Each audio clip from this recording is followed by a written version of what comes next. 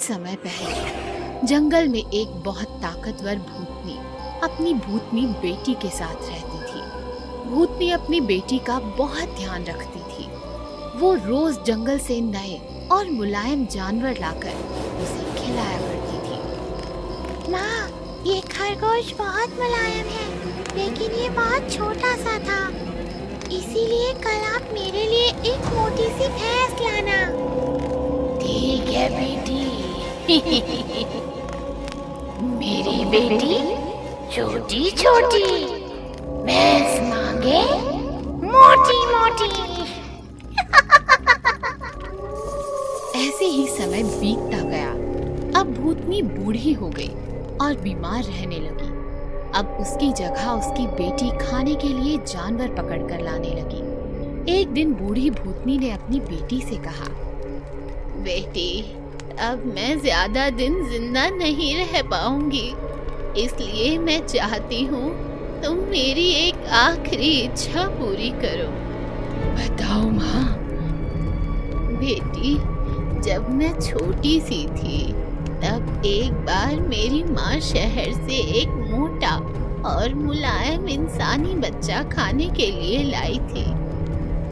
मैं चाहती हूँ कि मरने से पहले मैं एक बार फिर से इंसानी बच्चे का स्वाद चखूं। ठीक है माँ, फिर तो आपके अगले जन्मदिन पर हम इंसानी बच्चा ही खाएंगे। इंसानी बच्चे की तलाश में भूतनी शहर की तरफ चल दी। जंगल से मैं आई हूँ, शहर को मैं जाऊंगी। इंसानी बच्चा खाकर अपनी माँ का जन्मदिन मनाऊंगी। शहर पहुंचकर उसने बहुत सारे बच्चे देखे, लेकिन कोई भी बच्चा उसे पसंद नहीं आया। तभी उसकी नजर गट्टू पर पड़ी। ये बच्चा मुझे मुलायम लग रहा है, लेकिन ये तो बहुत पतला है। इसे तो अकेले माँ ही खा जाएगी, फिर मुझे क्या मिलेगा? कोई बात नहीं, मैं इसे खिला खिला कर मोटा कर दूंगी। और वो एक बहुत सुंदर आंटी का रूप लेकर गट्टू के पड़ोस में रहने लगी। फिर एक दिन वो गाजर का हलवा लेकर गट्टू के घर गई। मैं गट्टू के लिए गाजर का हलवा लाई हूँ। Thank you aunty. अब भूतनी रोज किसी न किसी बहाने से गट्टू को स्वादिष्ट खाना खिलाने लगी। इतना स्वादिष्ट खाना खाकर गट्टू बहुत मोटा हो गया। भूखी भूतनी का खाना खाकर गट्टू हो गया मोटा मोटा। अब मोटे गट्टू को खाकर भूतनी भी होगी मोटी मोटी। अगले ही दिन भूतनी आंटी ने गट्टू से कहा, मैं शहर से थोड़ी दूर बने रेस्टोरेंट पर खाना खाने जा रही हूँ। क्या तुम मेरे साथ चलोगे? हाँ हाँ, मैं आपके साथ जरूर चलूंगा। और फिर भूतनी गट्टू को अपने साथ लेकर जंगल की तरफ चल दी। जैसे ही गट्टू ने जंगल देखा, उसने भूतनी से पूछा, आंटी, आप मुझे जंगल में क्यों ले आई? आपने तो कहा था हम रेस्टोरेंट जा रहे हैं। तभी अचानक भूतनी अपने असली रूप में आ गई। तुमने बहुत कुछ खा लिया गट्टू, अब हमारे खाने की बारी है। अब तो भूतनी आंटी हो। भूतनी गट्टू को लेकर अपनी मम्मी के पास आ गई। माँ, देखो, मैं इंसानी बच्चा लाई हूँ।